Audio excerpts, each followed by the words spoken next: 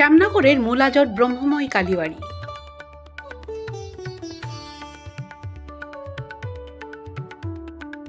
সারা বছর ভক্তদের আনাগোনা লেগে থাকলেও পৌষ মাসে মায়ের কাছে শীতের সবজি মূলো দিয়ে পুজো দেওয়ার প্রচলন রয়েছে। আর সেই টানে গোটা পৌষ মাস ধরে এই মন্দিরে ভক্তদের ঢল নামে। চলে বিশেষ পূজার্চনা, সেই সঙ্গে বসে মেলা। এইবার এই মেলার বয়স 214 বছর। 1219 বঙ্গাব্দে রাজা গোপীমোহন ঠাকুর স্বপ্নাদেশ পেয়ে এই মন্দির প্রতিষ্ঠা করেছিলেন। সেই গল্পই শোনালেন মন্দিরের প্রধান পুরোহিত।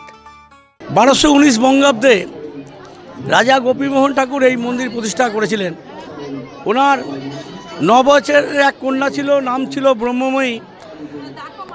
পাথুরিয়া ঘাট যেটা আছে, বাল্যবিবাহ 9 বছর বয়সে ঠিক হয়। তখন পাথুরিয়া ঘাটে যখন স্নান করতে যায় গায়ে লুজের সময়, তখন ডুবে যায়।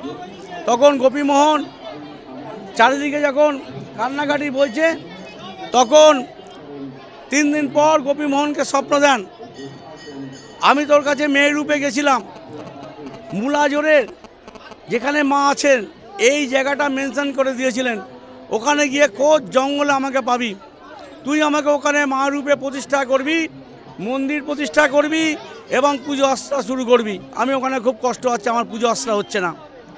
আমাদের অনুমান 214 বছর গোপীমোহন ঠাকুর এই মন্দির প্রতিষ্ঠা করেছে, 214 বছর হলো। এই মন্দিরের প্রধান পুরোহিতের কথা অনুযায়ী কোনোদিন দেবীকে তার জায়গা থেকে সরানো সম্ভব হয়নি। মূর্তিটি যেভাবে পাওয়া গিয়েছিল সেই কোষ্ঠী পাথরের মূর্তি আজও একই জায়গায় রয়েছে।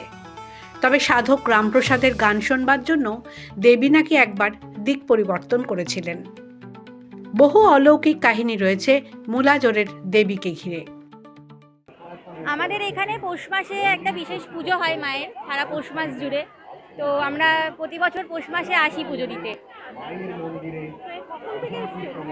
অনেকক্ষণ, মানে আজকে তো শেষ শনিবার, প্রচণ্ড ভিড়, তো লম্বা লাইন তো দেখেই বুঝতে পারছেন। মা আমাদের শ্যামনগরবাসীর কাছে মানে প্রচণ্ড জাগ্রত। প্রতিবারের মতো এবারও এই পুজো ও মেলা উপলক্ষে ভক্তদের ঢল নেমেছে। প্রতীতি ঘোষের রিপোর্ট, দ্য ওয়াল।